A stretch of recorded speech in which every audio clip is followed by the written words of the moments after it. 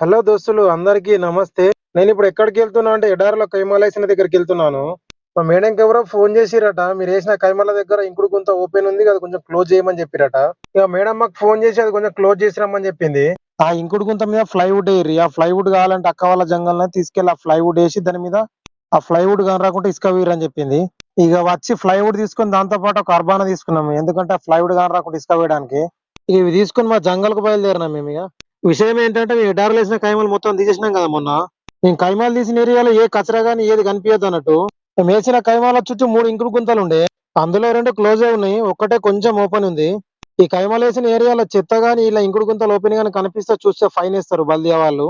ఖతార్కు house driving పని మీద వస్తే డ్రైవింగ్ తో పాటు అప్పుడప్పుడు ఇలాంటి పనులు కూడా చేయాల్సి వస్తది.